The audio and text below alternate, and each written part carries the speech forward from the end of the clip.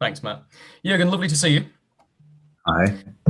Can I ask you first about James Bond?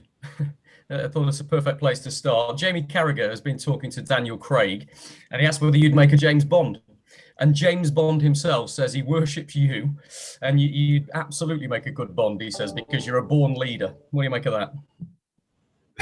It's a tough one. And a week ago or so, a bit more than a week, was today, the weekend, last weekend, they played Chelsea, and everybody was talking about Chelsea, how good they are. They are good. Oh my God, they are really good. But City was clear better that day. And so that's the team we will face. And we have to win the game. We have to score goals. So all what we did in the last few weeks now is helpful because we are confident in that department.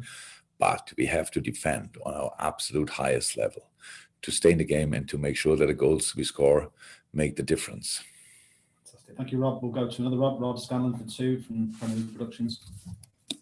Hello, Jurgen. Whoever plays on the right for you obviously has a great challenge this weekend with João Cancelo, Jack Grealish potentially up against them. With Trent obviously not available for you, how does that kind of influence your overall plan for this game, please?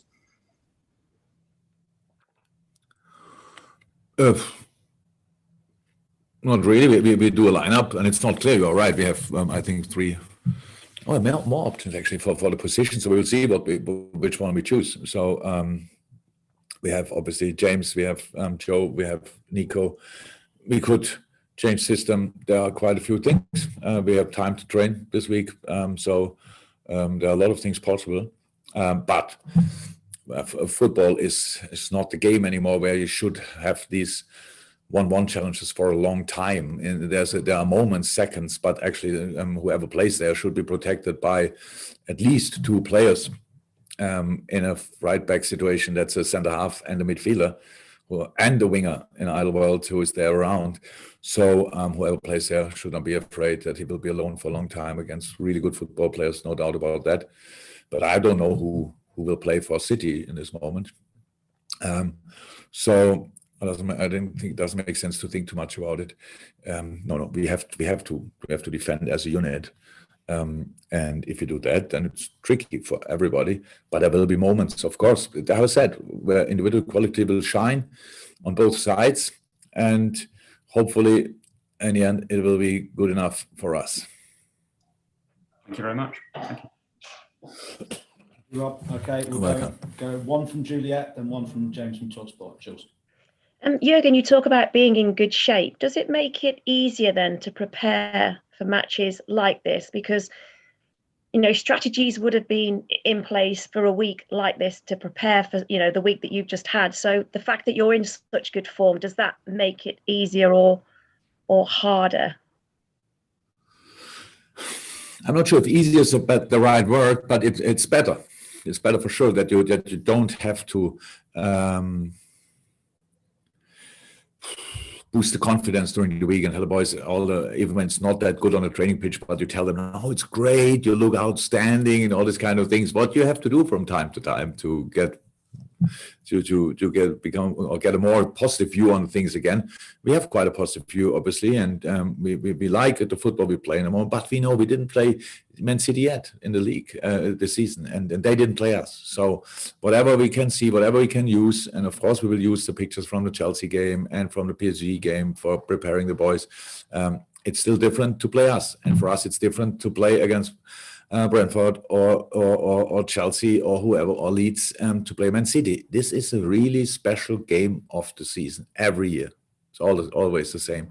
And it has to be high intense, because if it's not high intense, I would say then City is really difficult to play against. You have to be brave. You have to be front-footed. You have to be cheeky in moments. You have to be really your best version. And then, but only then, you have a chance. And exactly that's what we try. And whatever we did last week is okay, or now a few days ago only, is okay, but it's not the one point which makes a difference in that game. The difference will make a lot of things we have to show on Sunday, and that's a complex football challenge. But thank God for both teams, and that's what makes it so exciting. Okay, thanks, Jules. We'll go to James from TalkSport for one, and then we'll go to James Mountford from BBC Merseyside. Jurgen, you're the only side still unbeaten in the Premier League this season. If you can keep that record intact after this weekend, do you think that would mark a successful start to the season? Yeah, a draw would then probably obviously mean as well we are not, we would be unbeaten. Taking now already the point, I would say, is a little bit early. So let's play the game and ask me after that. That is then match day 7, right? The weekend. It's match days. It's the weekend. Yeah, Premier League match day 7. So yeah, so far the start is obviously okay, but it's not that we are overly happy and think we couldn't have done better and stuff like this. So it's just the start. So that's how it is, and we have to carry on. That's what we do. And I don't know which result. I know if we would win, I would think, okay, that looks now like a proper start.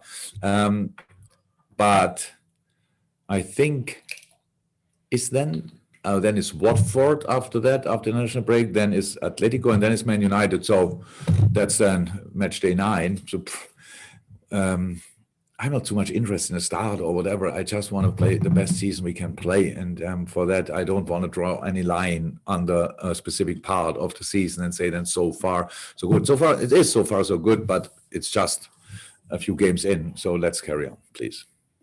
Thank you, James. James Mountford for one from Merseyside, then Carl Markham from Press Association. Hello, Jurgen.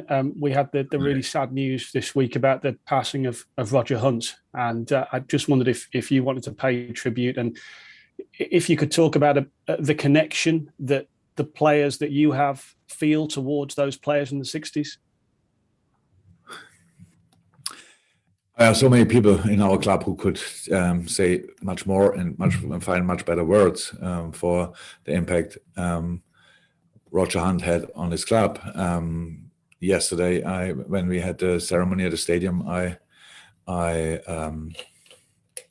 spent some time together with Kenny Dalglish, John Aldridge, and a few other guys, and they obviously know much more about that. And but what they like about the club is that this club is really good in remembering their legends, and I really like that. And Roger Hunt, I think in its time, he was for sure one of the most influential players in the country and maybe in Europe. He was an exceptional striker, that's what I know, but I didn't meet him really, at least not in person, that I could say something about him. But that I know from all the people I spoke to, we all will miss him, and we all think just positive about him, and we all wish his family the very best, because he was a true legend of this club. Okay, thank you, James. And then I think to finish this section, Kieran Canning, and I've got the 3 hands that realistically I can take up in the first breakout. So Kieran from I think AFP. Hi, Jurgen. Hi. Appears as if there might be some sort of exemption worked out for the players travelling to red list countries over the international break. I just wonder if you've had any information on that yet, and how it's going to work, because you've got one of the clubs most affected with players going to those countries. There's no final decision as far as I know. I heard probably the same things what you heard.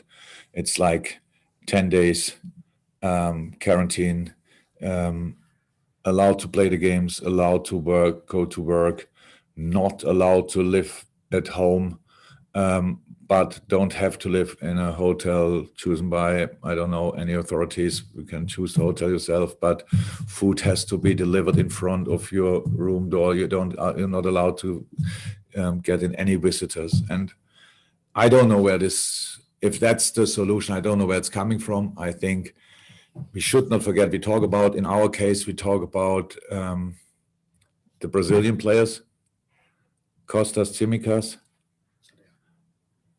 and Sadio Mane. So that would mean for the players after the national break, they go for 10 to 12 days with their national teams, and then they go another 10 days away from their families into a quarantine.